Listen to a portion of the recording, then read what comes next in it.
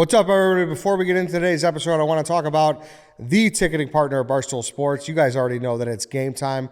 We love game time. You guys all know that. I am very excited to let you guys know about a new feature that Game Time is releasing here, and it's called Game Time Picks, okay? They're making it even easier to get to a game.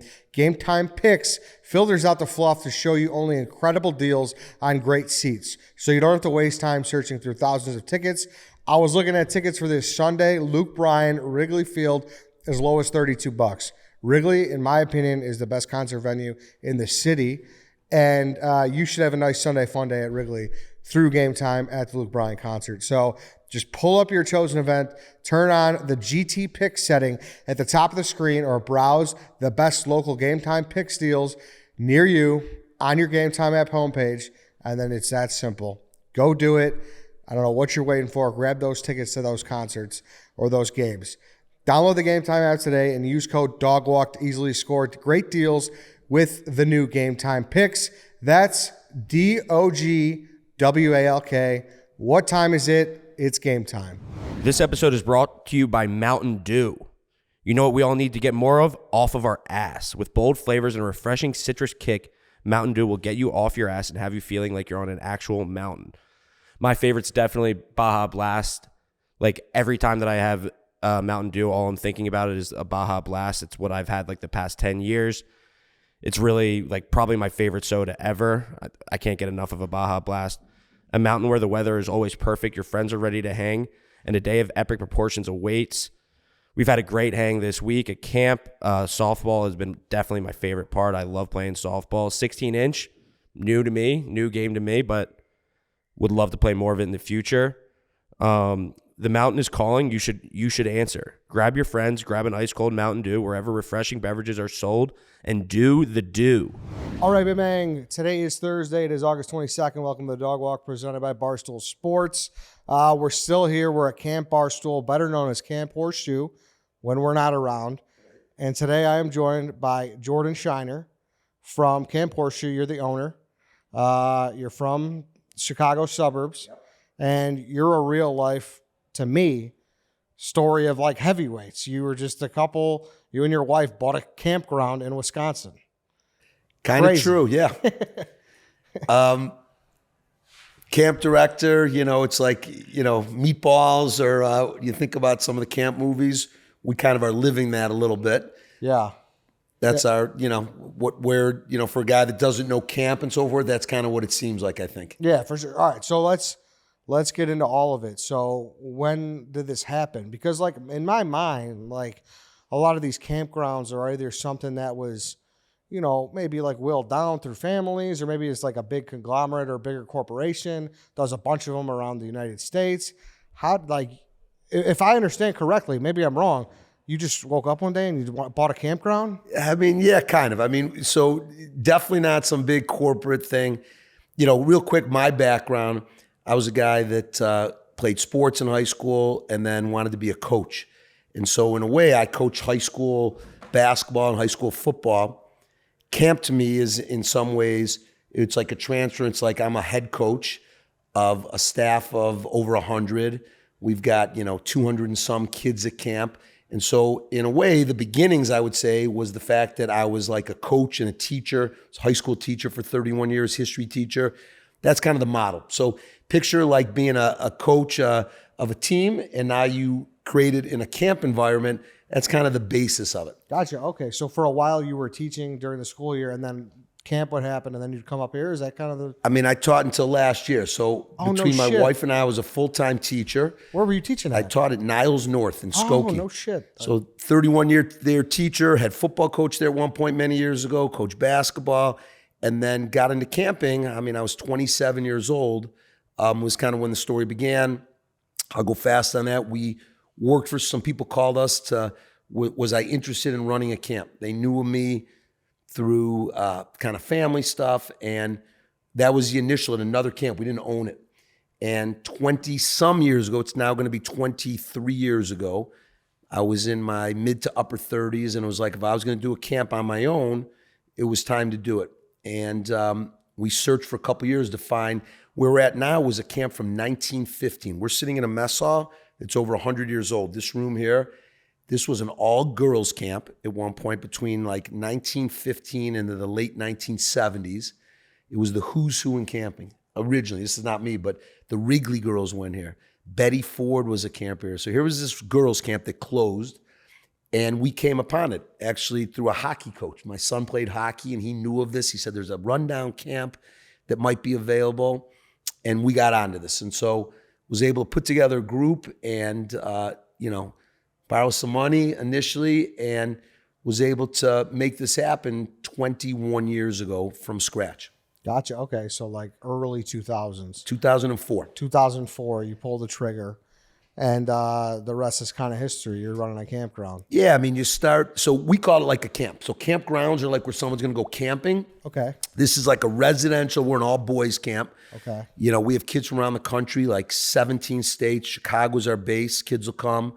But over 30 families from LA, New York kids, Dallas, Florida, Denver, Phoenix, St. Louis, Minneapolis. So kids come from around the country. They'll come here for either 4 weeks or 8 weeks. See, that surprises me because, like, obviously the East Coast, they got the Poconos, and West Coast, I'm sure they got a bunch of places to go. If you guys just like built up that reputation, or how did that happen? Yeah, I mean, it's a combination. So one is like, we don't do a ton of advertising. It's like word of mouth. I mean, we hope this doesn't hurt, but yeah, I'm sure we're loving having Barstool here, by the way. I mean, that's a whole other thing. We can get into that. But starts with like, I was at that other camp. I mean, it's a great story. Guys get like locked into their camps. I mean, we had, over 60 returning staff this year. It's like an unheard of number where guys come back. They were campers. They grow up here and they come as staff. I was at that other camp and was leaving, and I had guys with me that had been with me for 10 years, whatever. 22 guys, like 21-year-olds, 20-year-olds, 22-year-olds. They left that other camp, a place they loved, to come here and help me start this. So these 22 guys came. That first year, we only had about 75 kids because we're a new camp. Some of these camps are, 80 years old, 70 years old. And we came out of the blocks, and just, a lot of our philosophies, getting after it and so forth. And we were able to, like, within a couple of years, totally be, grown and off and running, per se. So I just bought a house last year, and, the whole homeowner process, and everyone out there listening, well, a lot of people out there listening knows, how much of a pain in the ass it is. Something breaks, something, whatever. I can imagine buying a almost 100-year property that is a camping place with a mess hall and all these bunks and bathrooms. That must have been a fucking nightmare for a while. It's insightful on your point. So what we're looking at now is not what this place looked like. It can't be. So here I was. We had an idea. I'd been at a camp, and I had gone to, post camp with my family, which is like a family camp for a week. And I had gone to the overnight camp I went to, and had an idea of, like, after being in it for 10 years, it was like a great way to start a camp. I knew what worked, what didn't, had a vision in a sense. And so began to like plan how we want to do it. There were old cabins. If you look, this is an original building. We redone it. But if you look outside, there's an old building over there, like the fishing tackle canteen. That's an original cabin. The rest of the camp's brand new. New courts. There was woods on that side where you guys are staying. Those are all new. And so there's a story behind that. I had hired like a big construction company. I was teaching. And here I have this plan, and these guys, I'm a union guy, but they were union guys. I'm actually a union member as a teacher, but they didn't want to work in the winter. It's like, there's 3-4 feet of snow here, and they were slow on it. And eventually I had to become like the general myself, the general contractor. So I took 17 days. I hope my school's not listening, but sick days, going back and forth, coming up here. And we did ourselves, brought in-house guys, found the cabins are actually kits out of Montana, found a company that made those. I had them shipped on flatbeds. We put the foundations down. And here we began building the camp. Envision where I put the courts in. All those courts are new. The indoor gym we have. The first year we were only on that side of camp. And then on the second year, we went to the other side. But it was kind of fun to be able to design a camp. I flew out east to a couple of camps. I had some buddies that owned camps. Again, I'd been in it 10 years. Took an old video and videoed their caretaker in October in Maine, walking, asking, why'd you do this? Why'd you do that? We put the decks between the cabins. I put our own sprinkler systems in. So it was kind of a nice way to do it after being in it for 10 years to then have like the ability to design something. That's kind of how we did it. And then you add pieces as you go along. Over the years, you might add something, a pickleball court or, a wiffle ball field with a green monster across the street, Fenway style, whatever. But that's all been along. But that first year was myself doing that with guys kind of in-house with that vision. But you kind of needed that, like those early years to be, you know, the offensive coordinator, so to speak, to like before you can jump in as the head coach, huh? Totally. It's true. It was like a great training that I had been somewhere and not to have your own camp after 10 years, after being the director at another place. But it was like that training had made a difference for sure. What is something that would make a property intriguing to build?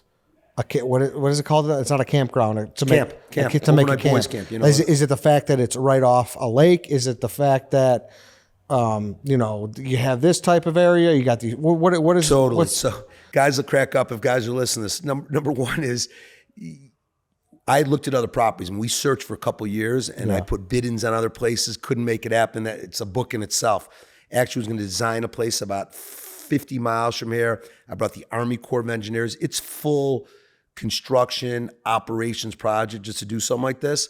The fact that we came here, there was like the infrastructure, meaning we had this mess hall. I mean, this building is an incredible building. We're in the side room right now, but you know, a rebuild on this is a few $1 million this day and age. I mean, so we had a mess hall. Cabins had to go, but we had fields. I'm a believer. We laugh about this, the guys. The old Horseshoe had a thing called a sandy basin. So if it rains, 20 minutes after it rains, the boys can be on the fields playing. This has a sandy basin, means we can get on the fields and be playing, you know, sports. Has its own lake. This property itself in the back, you guys probably haven't seen it. We have a creek in the back, mountain bike trails, woods. So this was not only did it have that main infrastructure of the mess hall mainly, we redesigned that whole side. That was really the main thing, and a lake. So those were two key things, and location. I drew a 60-mile radius around where I wanted it to be. There's girls' camps in the area. So coming on new, I knew like a sister might be going to camp. A parent might not send. If the sister's in this area, he might not want to send him somewhere away. So that was part of the plan too. So all those things. What made you change this into a boys from a girls camp? I knew boys camping. So the other place, I went to a boys camp. I'm a coach. I was always going to be, I mean, at one point in between me being a camp owner, I was actually almost in the day camp business. One was in the city actually. And then realized that wasn't my like dream. The day camp, I did it for summer in the city. It was at Whitney Young, was the city camp, and the suburban camp was up in Northbrook. Had a chance to be a partner there, and wasn't my vision. It's like, again, I was talking about being a coach. I have a staff of these 20-something-year-old guys. We do 9 days of pre-camp training. It's like life skills stuff. It's like legit stuff that can be used in your guys' business, everything, you know. And so I realized that was my vision, not to be in day camping, plus the buses every day, you know. But but to be in overnight camping. So it's just two different things. You knew that game, and you didn't know the other game. Gotcha. No, that makes. And then what is a co-ed camp like? Just another beast, or what's? So it's different, yeah. So there are some co-ed camps. Wisconsin, like a lot of them are single sex. They call it. There's some religious camps that are co-ed camps, like they'll have that. We're a non-denominational place. It's a different game. And the boys, it's gone the same way. It used to be that the girls would be like competitive about what they're wearing. And like some of the camps out east have uniform camps. It's actually a good thing because then they're not bringing all their fancy Gucci or whatever they would be wearing to camp. Boys was always a nice thing because you're not looking over your shoulder. Like, are the girls there? Am I going to act differently? It's like a comfort level to be for girls and boys. But the boys over time with social media and everything, they got some of the same things. I think now it's not that much different than the girls now. So even for them to be just in a comfortable setting. I mean, my guys are like athletes and get after it, and yet we always say, check our coolness at the door. When we walk in the mess hall, our guys are on the table, standing on the benches, singing, doing cheering. Fridays, we're blasting music, just like a comfortable feeling.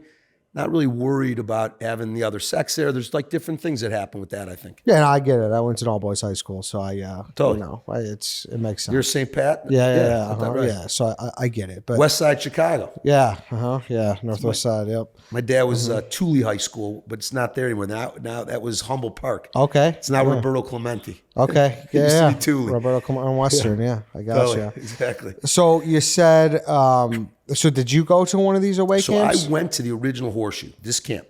No shit. So this camp was in western Wisconsin, like 2.5 hours from here. Totally, in the 1970s, we're more sports. This is total sports, but also like overnight trips. Kids are going to the Boundary Waters of Canada, going on sailing trips, going on solo survival, stuff like that.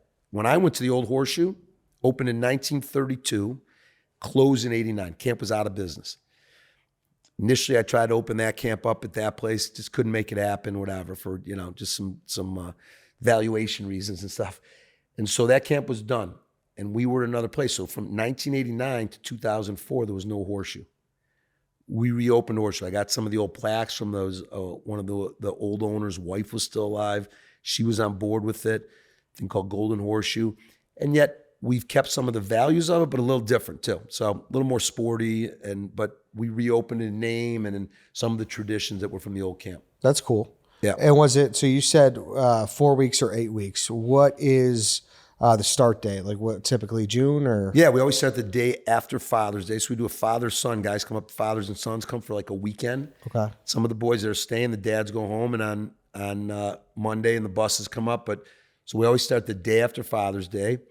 We ended, I think it was this year was like August 8th. I think it was a Thursday.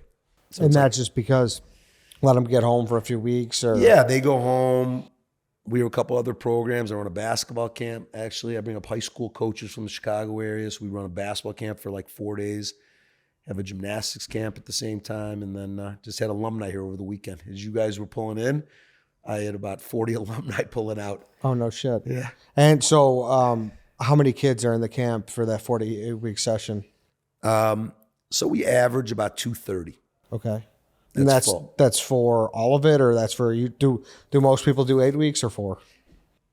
About 50-50, maybe a little more 8 weeks now. First session is usually a little smaller. A lot of kids play travel baseball. Some of the kids that come, so they might have baseball that ends.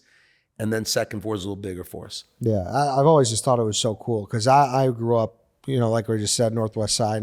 I went to Chicago Park District, so my mom dropped me off at 9 and I went home at 3, and that was it. But growing up and, some of these TV shows and movies that I loved, like Heavyweights and Bug Juice and, Camp Nowhere, all this shit, it always just, it had a coolness of it to me. So it's all been pretty cool. I mean, the great thing, first of all, any camp's great. So even going to day camp, part of it is, especially today's day and age, kids that are in like sports program, they got an adult coach. They're with kids the same age. It's being totally structured. When we grew up, probably both of us, you could like play with the guys and you kind of like, we call it cross-generational. You kind of learn the lay of the land. I was a 10-year-old kid. If I was a smart aleck, the 13-year-old's going to put me in my place. And there's good lessons from that, and it's good life skills.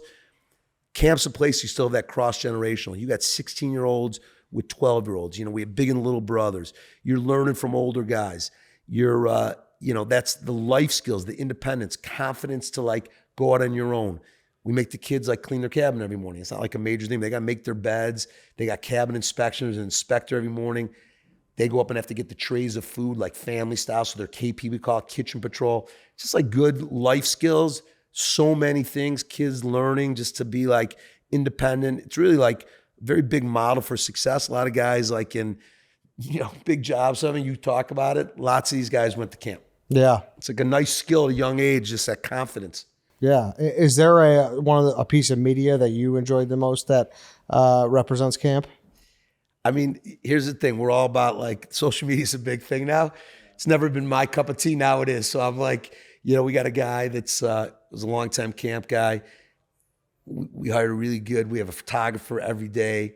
We have video. We're doing like this year. We're like making sure we're doing reels. We have the small clips. Oh no, but I mean like we talked about meatballs earlier, like Heavyweights. Like do I like movies and stuff? Like what movie or TV show or totally. something like that like really represents camp to you that you've always liked? I mean, I'm still like a great like sports movie. I'm a history teacher too. Yeah. Love World War II stuff. Yeah. I'll give you like what I think is like Brotherhood, which is a lot about camp to me, like Band of Brothers. Okay. It's phenomenal. It's weird. It's not camp. Yeah. But the brotherhood that's created. Yeah. And there's like, in some ways, there's that. If I go camp movies, again, more like fraternity stuff, camp sometimes. I mean, love an Animal House. Yeah, of course. Yeah.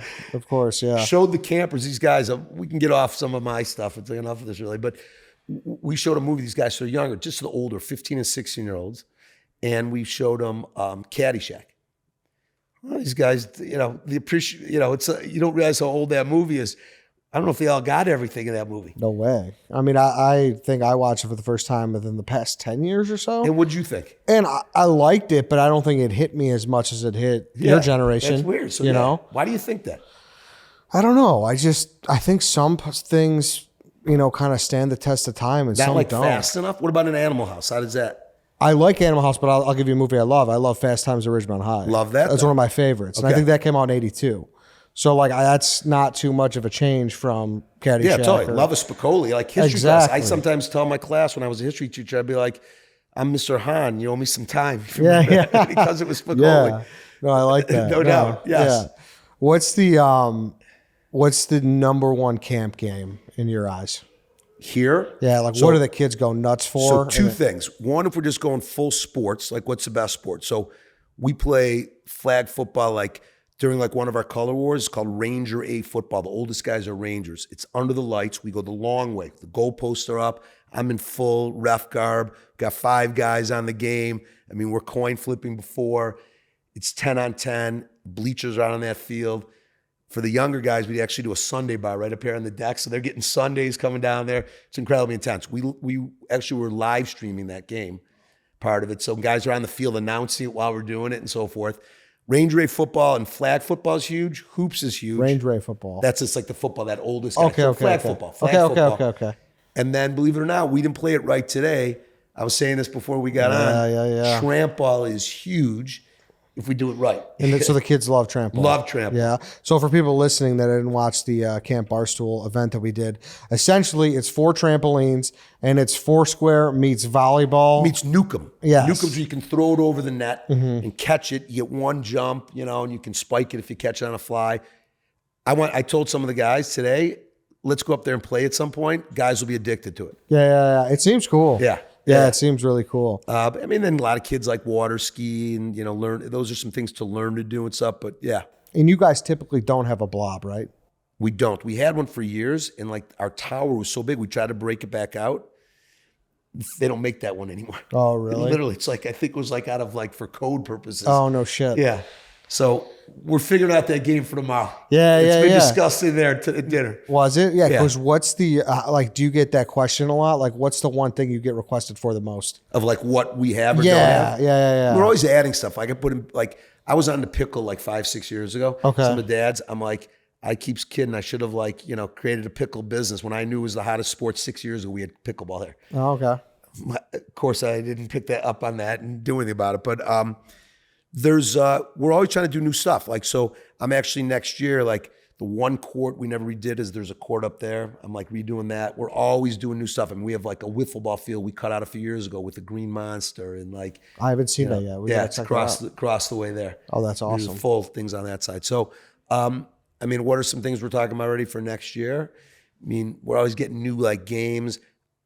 I'm going to redo that whole court and I'm thinking about adding 4 pickleball courts up there. We have 2 now, but Okay. So is that a thing for you though? Is it kind of like, like Six Flags is always like, we got to have another roller coaster because we need new people, whatever. Is it always like trying to find ways to reinvent the place, or you guys kind of, you got the basics and you just roll? the truth is, like we're doing pretty well. We have a good camp and it's like, but it's always what's next. And guys are like, in this area, I got competition. So these guys have like kind of tried to, we were the newest camp. I mean, no one was opening camps. Camps were closing in the country. I mean, literally in the country, there's not camps opening. So when I opened this camp 20 years ago, that's not being done anywhere. So we had the indoor gym. I heard another camp put that in now.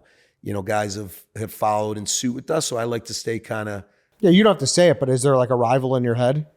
Not one in particular. Not one in particular? No. I don't know, the way you looked at me, I think there might be a rival. I can name a few. It's weird because one of them is one that I was at for 10 years. And they were a place that was struggling. We walked in there and really built it up. And then we moved on. Hey, let's pause a second here. I want to talk about Twillery, okay? Twillery is a clothing brand made for the busy man. They make the most stylish, performance-driven suits, shirts, polos, and jeans tailored for performance and functionality. Their choice in fabrics and cuts mean their clothes keep you cool, they won't wrinkle, and they have plenty of stretch to keep you comfy while you're looking your best. And they're machine washable, so no need to take them to the dry cleaner. that's important. I always hate washing polos because I feel like I don't know what I'm doing. I don't want to mess them up because, you know, you're spending a little more money on them. Being able to wash it yourself and not having to take it to the dry cleaner and forget it there forever is definitely a huge perk. So Twillery, that's huge. I'm definitely encouraging you all to go check it out right now. Twillery has their annual warehouse sale going on with up to 50% off site-wide. Polos will be as low as $59, and you can stack our coupon code for new customers. Use that coupon code CDW18 for an extra $18 off of $139 or more. Twillery, go check it out. Quick break to let you guys know that this episode is brought to you by Mountain Dew. You know what we all need to get more of? Off our ass. With bold flavors and a refreshing citrus kick, Mountain Dew will get you off your ass and have you feeling like you're on an actual mountain. My favorite flavor. It's honestly a toss-up because I love Baja Blast and the OG so much. I think if I had to pick one for the rest of my life, I would probably go with Old Faithful, the original, but you can't go wrong with the Baja Blast. It reinvented the soda game for forever. And it's an iconic drink. Can't go wrong with either one. A mountain where the weather is always perfect, your friends are ready to hang, and a day of epic proportions awaits. We've been at camp the last week, having a blast. We played softball, we played tug of war, we got in the blob, we went swimming. It's just a good reset before football season. You know, good bonding, good times with good people.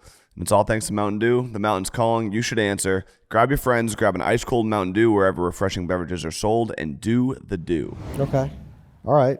And then so for Color War, with 230 kids, you just split it in half and it's green versus red or whatever? Or? Yeah, two great color wars. I was saying before, one is like college teams, 10 college teams, first session, 20 guys on a team, 3 counselor coaches, shirts made up for the teams. They learn the college fight songs. They do that one night in song and skit, like the biggest point event, relays, but every sport.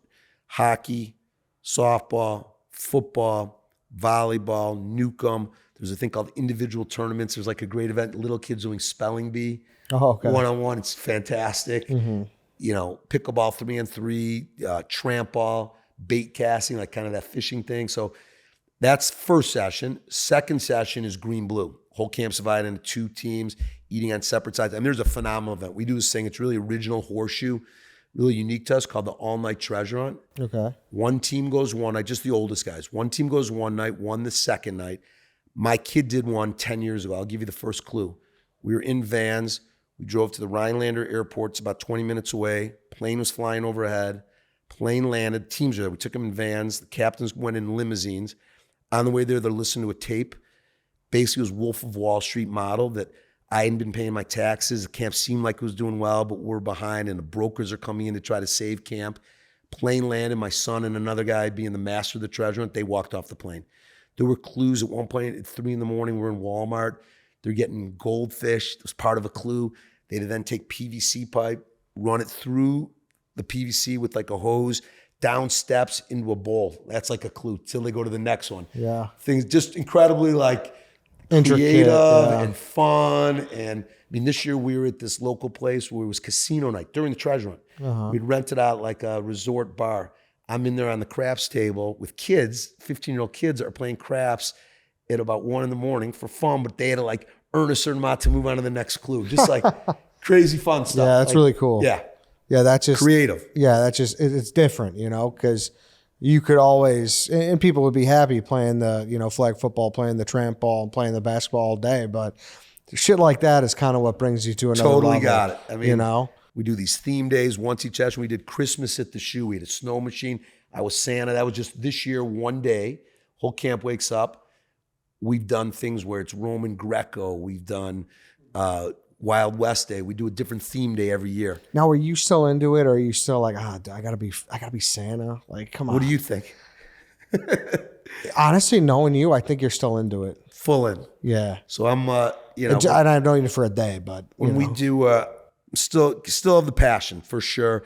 I mean, when it's like the top hockey game, it's floor hockey. I put the rollerblades on, still in the stripes. Yeah. Out there. So I'm still fully invested. When I'm not, then it's probably time to be done. Yeah. Yeah. That's kind of how I feel. Yeah, that makes sense. Is there like someone that you're looking to hand it down to, or is there someone waiting in the wings here? So or it's what? funny. No, actually not. I mean, a few guys here, some great guys. I have like a great core of guys. I've got like this group of like mid-20s to low 30s that have been here, some of them for 20 years, some 17. They're like division heads. Unbelievably like great crew of guys that have different skill sets. So like, Ferber's a guy, this guy named Chris Harms. I don't want to skip anyone. This guy named Berman, this guy named Aiden, this guy named Hamper. These are these great guys that are just invested in camp. And I got great like caretakers been with me that are, I mean, who knows? We'll figure it out. I mean, I have 3 of my own kids. Doesn't seem like anyone wants to be in camping. Hey, I get it. I listen, I love the Northwoods. Like truly, my friend has a house up there in St. Germain, so not far. Totally. Yeah, so I come up like once a summer with them, and I've really grown to enjoy it up here. But it's not everyone's cup of tea. I guess. How did you get them? Can I turn the cards Yeah, for a of minute? course, How no often we talk problem. about? So first of all, we got to talk Bears at some point. I don't know Yeah, where we're at it's stuff, fine. but Yeah, it's fine. Because die hard. But how did you get involved in this? Totally curious. Barstool? Yeah. Oh, so I went to college, graduated from Southern Illinois in like 2013. Salukis. Yeah, Salukis. I knew I wanted to do media. I knew I wanted to do sports media. I didn't have any connections, didn't know any. I was going blind, Totally. So not the greatest recipe in this field. Like Sure. you kind of need to, How do you connect Yes. or whatever? It's like, it's who you know sometimes. Yes. Exactly. So Big Cat and Portnoy and KFC and all the guys, they were at Grant Park for Greg Olson's kickball tournament, and I had just graduated that 2013 July. And I went with my buddies, and I was like, I hit up my buddies. I was like, hey, like they're like the Barstool guys are down there, and I was like the first guy who was really on Barstool.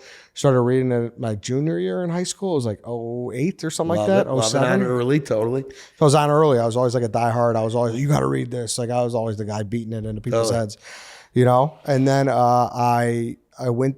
So I went to the thing with my buddies. I went to the kickball tournament, and all my buddies were there, and they knew I wanted to do it. And they were all like, "Help me out!" Like, "Oh, you got to hire this guy. You got to hire this guy." And soon enough, Big Cat was like, "Yeah, just send me an email when you get home." I raced home. I sent them an email, and I didn't hear anything for like 2 weeks. The guy was just being nice, whatever. And then sure enough, 2 weeks to the date, he hit me up, and he's like, "Hey, we do this thing called the Smoke Show of the Day, which I knew about." Where we post a girl a day or whatever. He's like, if you could find me 4 for next week, you're in. So that's what I did. I hit up my friends. I was like, hey, I need you to be. And then Love that. And then I interned for 6 years, and then I finally went full time in 2019. So long grind. But your story's more interesting than my story. I love it. Yeah, I actually love it. Yeah. So great. that was really it. But yeah, it's been and just always you're a Bears fan from. Yeah, born and raised in Chicago. What year what year were you born? I was born in 1990. Okay, so we've got the Miami Super Bowl we know. Yes, we do. Right? Yeah, I'm embarrassed to say that I talked to all my friends about it. I was picking up a pizza when Hester returned that kick. That's one of the worst moments ever. That was like, I was sitting in the stadium. By the way, the only Super Bowl that's ever rained the entire game. Yeah, you were there. I was there. I was there in '85. Yeah. By the way, didn't have tickets either, and those are stories. But those, save those for another day on the side. Yeah, but no, So we'll see. It's an exciting time right now for the Bears. Totally. So we'll see. Everything looks pointing up, and we need something because the state of all the other teams in the city is just horrible. I mean, totally agree. And by the way, it's like still a Bears town. Yeah. Right. Commonality. When the Bears are good, look out. I mean, I'll give that. My dad had tickets since the 50s. So I was saying he grew up on the west side. We were going when it was at Wrigley. I was at Wrigley I think once. Yeah. I'm not that old. And then at Soldier Fields, every year when they moved the tickets, our seats got worse as we moved down. But we're still going. Me and my brother go to all the games. That's awesome. Yeah. Yeah. It's just, it's if you're from Chicago, it's just in your blood, man. Totally. That's what you do. You root for the Bears, Totally. and you fucking live and die with them. It truly is just as important as you're from Chicago. You're a Bears fan. I know some people don't fucking like the Bears, but whatever. What else I have for you? What's the least? What do you like least about running a camp? I mean, it's a weird question. I don't say there's something I like least. There's like times when there's for sure challenges. And I'll start by saying this. You're dealing with both children and the needs of children and the emotions of children and the ups and downs. And then mix in parents, and today's parents clearly gotten harder. So the parents are different, the expectations, it's not inexpensive to come to camp. So expectations have totally risen. I mean, if a kid's picture isn't on for a couple of days, we were talking about social media stuff, we might get an email about that, if the kid's wearing the same shirt or something. So those are just like new problems. Those are minor league things. But, probably the biggest challenge, Joe, is some of the staff. So here I have these guys that are, 20-year-old guys. I mean, one of the things is they probably want to be online and on their phones looking at your guys, tweets and whatever else is going on. So staffing stuff, having guys, like keeping staff really motivated, guys that care, guys, that's the game. Like, to me, I still believe this. Nobody asked me if I'm coming back. They want to know if Will Wiles is coming back. Is David Gitchner coming back? Is Harms coming back? These are some of my guys. And so it's like having great staff and guys that buy in, which you really get, and motivating those guys. That, to me, from a day-to-day basis, is the big challenge. Then there's the challenges of just running great programming, keeping it fresh. I'm a believer, one of my things is make the big time on everything we do. Even like as we're helping you guys out this weekend, it's like, should we put the hockey boards out for the home run fence right before? I'm like a believer in that. So that's how I like to run every program. Mm-hmm. And so what's the biggest change in parents from 2004 to now?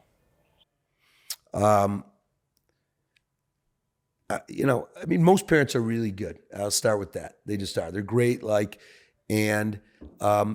would say this. So just probably I was saying the expectations have just gone up, just on a daily basis. And the kids too, it's like, we were just talking about movies before. To me, part of that is like, maybe it's not fast enough. The scenes, like, why do guys like certain movies? You know what I mean? The today's generation versus the past. And so even in camping, keeping it fresh, having, some of those things in the parents, just being it's really a service-oriented business is what it's become. Used to not be so much that. It's about service. Yeah. Okay. Is there a game that gives you anxiety when the kids are playing it, but they love it, so you can't get rid of it? That's a great question too. So a couple of things. There's certain things that I'm like, I'll check off when they're done in the summer. Yet I'm so okay with them because we handle them. Number one is, I was telling you, the All Night Treasure Hunt. They go through every clue with me before it starts. I'm up most of the night, and I'm always happy when that's over. You know what I mean? It's just they're up. We've never had an injury. I talk to both teams before they start in the mess hall. I go over stuff about like at night. It's not like during the day. I talk about tree roots, on the ground and stuff, and stumps. It's like different during the day. So the All Night Treasure Hunt's one. During Green Blue, we have one night. We call it Wrestling Night. It's legit wrestling. We have mats. It's in the indoor gym we have. We put the bleachers in. We have the headgear. It's unbelievable. It's 52 and under. Then it's like 53 to 66. These little guys. We're blasting music between each period. When the minute ends of the period, music going on. We got, the mic is going. It's like something you guys would like. I'm always happy when that night's over. Yeah, this guy, you didn't get someone with their shoulder out of their socket this year. Correct. It's like, all right, Correct. Nice. We're good. Is there a nurse's room here or something like that? Yeah, sure. So we have a health center. I have 4 permanent RNs, no shit, registered nurses. I have now a new thing is I have a doctor. We have telehealth, meaning a doctor on call. Every 10 a.m. in the morning, we have a standing appointment if we need it. They go on Zoom. So the doctor is literally Zooming with like a kid that needed it. We have like a machine here. It's called Quidel Corp. You can actually test for strep throat right in camp. You don't have to leave here anymore. Oh, wow. And they call the parents and stuff. So, and then in town, 7 miles away is a great hospital, orthodontist, orthopedics, anything you need. But we have it in-house now with 4 nurses here. This week, we only have 1 nurse for you guys. All right, fair enough. It's so far so good, by the way. Now, kids got to be getting hurt every day, though, right? They got to be seeing the nurse. And it may not be serious, maybe whatever. So where we're sitting, actually, I'll tell you a thing. You asked about what's the difference. Our nurses right behind that table, we do what we call sick calls. So before every meal, kids will take like meds. Kids will have Zyrtec or whatever. They take meds. Who knows what they take. It's not a big deal. They come in here. They're already pre-packaged. We use like a company because now that's a difference. A lot of kids are on meds, like allergies and stuff, more than there ever was in the past. So many kids have meds. They have to get them pre-packaged through a pharmacy. It's like out of Florida. And the nurses come in there and they give out the meds each meal. If a kid doesn't get it, they'll come in with a board saying, so-and-so, hey, Jimmy Smith, go get your meds. They come in here, so they're separate, and that's where they get the meds. Huh. Do it every day. So that's it. 4 times a day, a sick call. After breakfast, after lunch, after dinner, and then at night at like 9 o'clock when the evening program ends. So if a kid needs, but like if they need to ice an ankle or something like that, we do that. So we have all that. And are kids leaving camp more nowadays than they did back in the day? You mean like on trips or?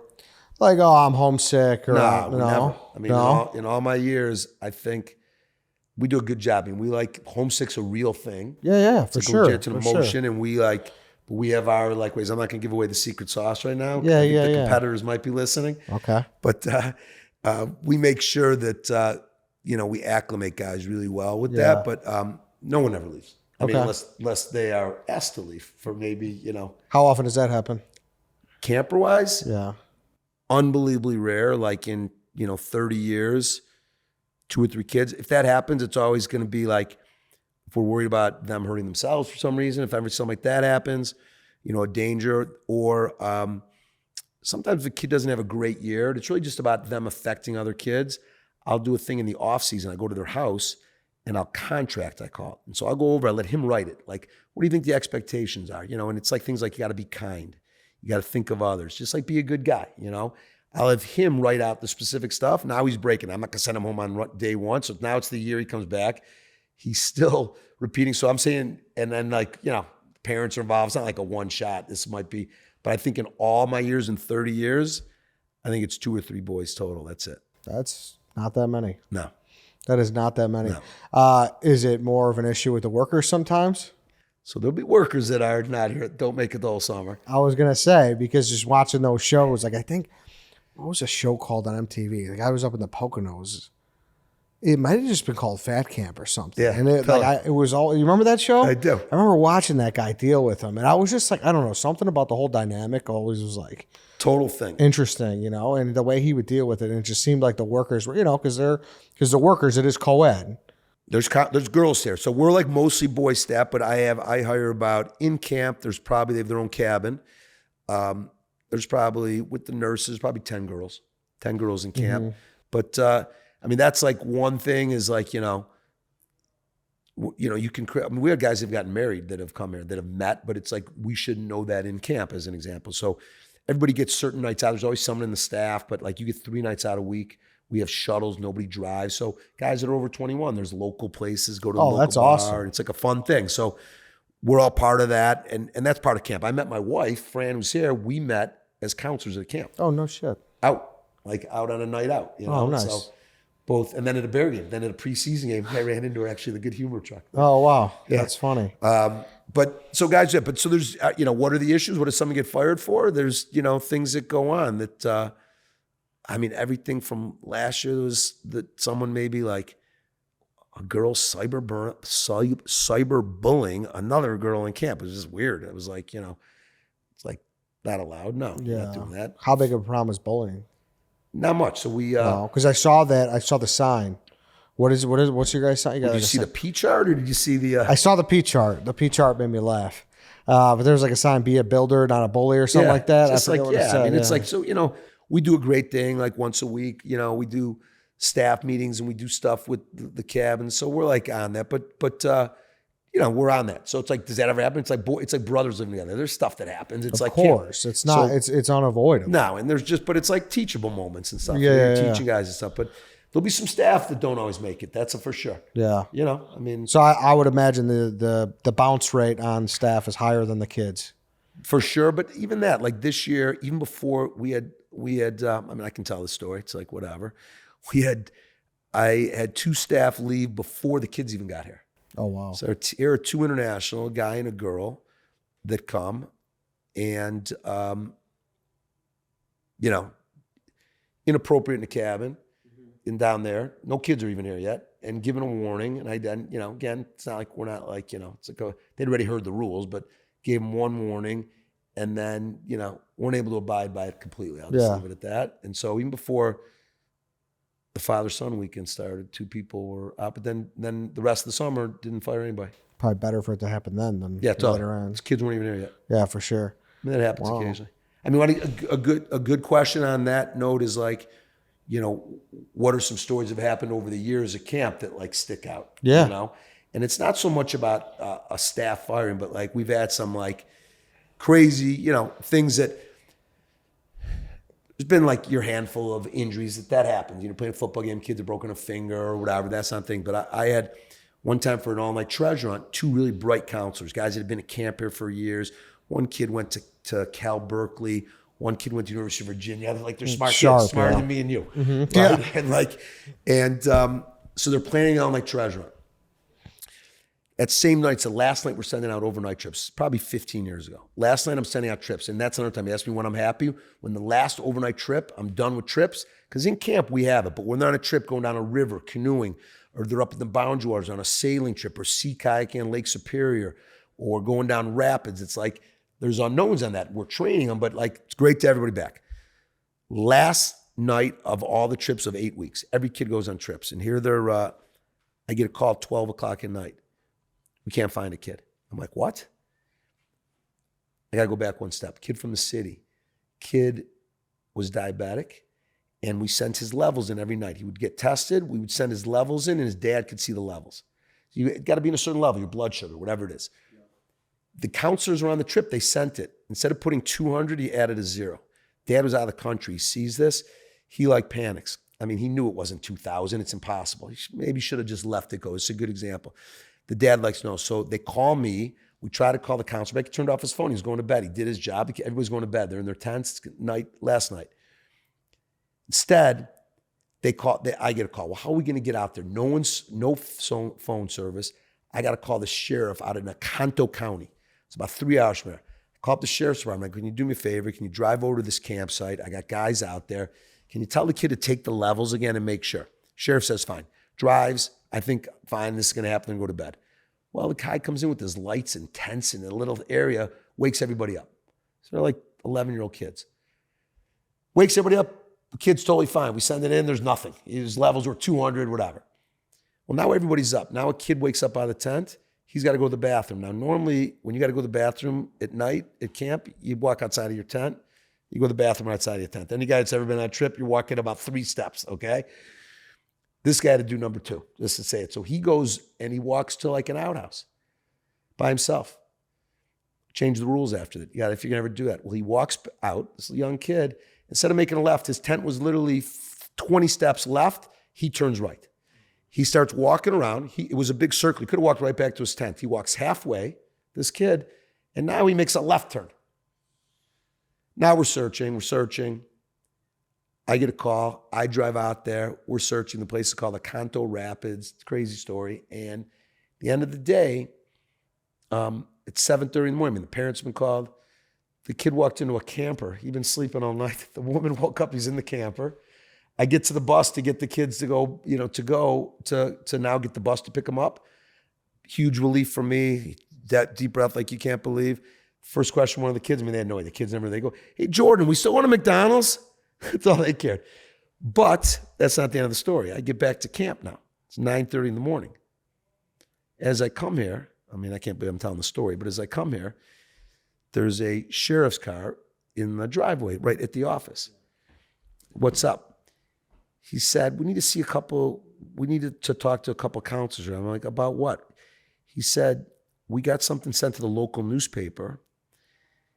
It's like this manifesto. It doesn't really make sense. I call the guys out. I'm like, guys, what is this now? They hadn't gone over this clue with me. It was an all-night treasure hunt. They were putting a clue in the newspaper for the treasure hunt. When the newspaper saw what this thing said, it was like funny. It was going to be for the campers. They were like, this is no go. So they were coming over to find out what it was. So that same day that kid was totally fine, and we've changed the protocol to make sure, I come back into camp after being up basically the whole night, and here they're waiting, end up being nothing on both accounts. But I said I probably lost a couple of years of my life that night. So just a nightmare of like a 12-hour span, right? Yeah, probably 8 hours. 8 hours, yeah. Like you're finally breathing easy because that kid's found. And I get back here, totally. There's a manifesto at your, totally. That's fucking. All night treasure on clue. Yeah. I actually looked at the guys and go, fellas, call your dad. Yeah. That's amazing. Yeah. So what's the protocol? The counselor just got to take a kid if he's got to take a dump? Yeah, so we've done. So now it never happens. The only reason the kid, think about it, you go to bed, every kid was asleep. Only because we went out and brought the lights. When you go to bed at night, just think about this. Your body shuts down, but because everybody had woken up because we went to go recheck the kids' levels, it's like in 30 years, we've never sent the guy to go check the kids. It just doesn't happen.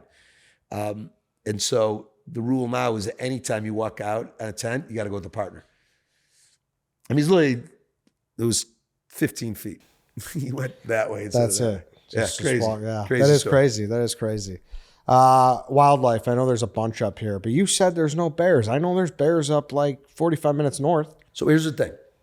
Which guys, it's crazy because like, so in camp, number one, a ton of noise. PA, we're normally playing music, you know what I mean? It's like an active area. Animals don't want that. Now, if you come here in May when I open up the camp, there might be stuff be in camp more apt to be. Not bears though. Bear, this is too like centrally located. There's woods and state forest that way. So our garbage is to make sure I actually have electric around it. So my guys have to unhook it so it's an light electric, but a bear would touch that. It wouldn't want to go into the garbage. So our garbage dump is what it is. I mean, you got a lot of garbage. It gets picked up a couple times a week. That's got electric on it. What's funny is that this week, a guy saw today, I mean, we don't have raccoons here. You go into like Highland Park, you know, I walk out to dump my garbage. I'm saying, yeah, we could try to walk into a raccoon. Yeah. No raccoons, no skunks. Come on. Telling you. Dude. Just like not like what there is though, is out there maybe some bears, number one. You have eagles. We have in camp baby fox. It's unbelievably cute. Someone saw one this morning. Yeah, so so there's been this fox. I know where it is, where it's and it's funny. It's not like, but you know, you can hear out into the woods, maybe you'll hear, which they have for sure, like along the railroad tracks in the burbs is coyotes. They're never in camp.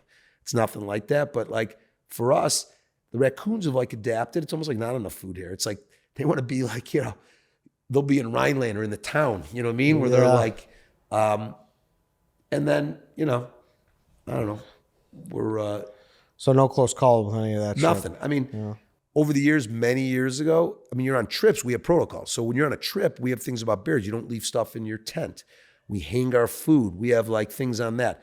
You know, there's a ton of deer around here and stuff like that, but you have actual safety rules. We have like, when we go to certain places, they're called bear barrels. This place called the Porcupine Mountains. There's a lot of bears up there. The food goes into like a barrel that seals. They can't get into it. You tie your food up and you don't leave anything in the tent, even like toothpaste. Why do you tie your food up? So that bears can't get it. So it wouldn't be down on the ground where they could come and forage it. So got to have a guy that's good. That's like when you're in the boundary waters of Canada. Okay. Trips like that. But we're like, So kids are going up to Canada, huh? yeah, we're going just to like the border. Yeah. And that's the oldest guys. Take incredibly cool trips. I mean, that's off at camp. Every cabin, every age group does that. At least one night overnighters. And as you get older, it's like more progressive. That's cool. That's really cool. So you go out for a couple days, you leave the campground. Yeah, but like we do one where we go into Michigan, we play other camps and sports, go on like a sports tour. We sleep on their fields with tents, but we eat in their mess hall, and we're playing like a that's traveling cool. team. Like, yeah, so That's it's cool. camping and sports kind of a thing. Nice. What's and then like, you know, spiders, ticks and all that shit, you're clear on that? So totally. So we have number one, you know, you spray a couple times. Like, think about it. Honest, you got mosquito bites since you've been here? No, but I No. got a shit ton last weekend in Michigan City. So. Yeah, well, that's the difference. So, I mean, literally, and I'm not just saying that. Now, you go on trips, that's the thing, but we spray like 3 times a year. We didn't spray in a few weeks. I actually thought about spraying before you guys came, but we're like open. So it's a lot of sun. You know what I'm saying? It's not like we're not in the thick of woods here, right? It's like open fields. There's some woods, but you know what I mean? You're like on these big fields. But even then when I get up here in May, it's like ticks are like they want wet, tall grass, wet, moist. It's much more common in the spring. One of the first things we do with our caretakers and stuff, I get the weed whackers out, we're cutting back just to like not eradicate any of that. Then even with these guys, we put out a thing called tick tubes just around camp. So if there is, it is rare for a kid to ever get a tick at all in camp, like ever. I mean, I would almost say this year, and there's 2 types. There's ones that are like you worry about called deer ticks versus a wood tick. Deer ticks can carry Lyme disease. Never had that in all my years at camp. But we have a protocol. When you come back from a trip, you shower and you go right to the nurse. And the nurse checks every boy when they come back. So we do that anytime you go on a trip. These are all like things that that you kind of pick up. Yeah. you know, I'm more worried about just a general camp thing. A kid that were to get like a scab or a mosquito bite, they scratch it. They get a thing called impetigo. So we're always on that. We check our kids every shit. Sunday. We check their skin. Yeah. And you want to make sure they don't it's actually strep throat, but topically. That's all it is. Oh, really? Yeah, that's really what it is. Same bacteria, whatever. So you make sure that you're like, kids aren't having like, you know. What's it look like? it becomes like almost initially looks like a sore or blisters, and then it spreads. Nobody has impetigo. It's not like a. Yeah, you get that only if like it's little kids that are like. The kid I wrestled with in high school had it. It was bad all over his face. Yeah. Wait, were you a wrestler? Just a year. Right. Just freshman year. That's Love it. it. That's it. And then so you're here for 8 weeks, and then you kind of call it, and then you Like go 11 weeks there. So I'll come up a week or two. I always taught, and I'd always have to come up day finals in. I'd come up here. Now I coming up a week or two early, play a little golf, whatever. And then camp ended, on the 8th. I'm staying as soon as guys leave. As soon as you guys leave, I like redo my fields every year. I'm like, it's like one of my things. We overseed, we take soil tests, we like aerate like golf course style. So which fields have taken abuse from this year. Like I don't know if you saw the one field, guys kicking field goals and stuff. So we'll fully work on my fields. That's kind of my baby. Nice. And now what's like an 8-week session go for now? Not cheap. So I imagine. So we're about all in, whatever. I think it's like 14 for 8 weeks. Okay. And like 74 or something. Don't Gotcha. quote me on this. Yeah. It's sure like, someone else handles all that. Yeah. Yeah. Well, my wife's great. I mean, my wife's full. She's really the brains behind the operation, to be honest with you. It's like she works camp full-time year-round. Oh, wow. She's great, unbelievably organized, and purely the main director. Nice. So it's like, she's good. Awesome. Well, Jordan, thanks for jumping on. If people, is there a website or anything people could check out? Camp Horseshoe .com. And it's like, that's it. In All the Milan, information. Wisconsin. All good. We love it. We've loved having you guys. It's a blast. It's still like, it's been fun. and we still got another day. Yeah, we still got another day. Are you blue or white or black or blue? I mean, which team? I'm just commentating. So you're I'm in the I love booth, it. so I'm I just love it. watching. It's been I love fun it. though. Yeah, I've enjoyed it. Yeah. totally. All right then. Give me last two questions. I'm going to ask you. What are we predicting Bears record? So I said, obviously, first, this may be a cop out, but whatever. All I care about is the progression of Caleb and that the defense stays in the upward trend. However, if we're not above 7 wins, I'll be disappointed. And I expect somewhere between 7 and 9, 7 and 10. I mean, that's my expectation. I'm with you. I think it's like we're good fans understand. I mean, the weird thing is, don't think about it, without the double doink. Yeah. You maybe are going to the Super Bowl. I mean, it was a weird thing. You know what I'm saying? Like, and Nagy stunk. So it's like, yep. You're on the uptick for sure. I mean, that's one. What do you think? I mean, I was always a guy that wanted Fields to be successful. Yeah. At the end of the day, just held the ball too long. Yep. And I'm curious, what are you hearing about at Pittsburgh? Is he like... Well, for a while there, it was looking like things were gravy. Like there were reports every day out of camp that he looked great. Then his first preseason game, he had a couple fumbles, took a couple sacks, and then I know he made a couple good plays in his last game. But I've weirdly, I haven't been paying a ton of attention because it's like I'm just so enamored with my new girlfriend. You know what I mean? That's the way I feel about number Caleb. 18, exactly. right there. Right, Yeah, I'm with you. Yeah. Hey, I mean. We got opening day. What do we got? It's Titans, isn't it? Yes, Titans. I mean, nice Couple to get weeks. off to 1-0. I mean, I'm glad it's not our hated. By the way, how about this year with the Packers in this area? It's the one thing. Oh, I know. Yeah, I mean, like I said, listen. That's why I try to make my trips up to Wisconsin during the summer. During the summer. So maybe we can get something at Lambeau one of these days. Yeah, I went last year. I'll be at Lambeau again this year. I love it. Yeah. So fantastic. Hey, I appreciate it, dude. Hopefully thanks for this coming was on. all right. It was great. Yeah. Thanks so much. All right. That's it, everybody. Thanks for listening. Thanks for watching. We'll see you guys next week.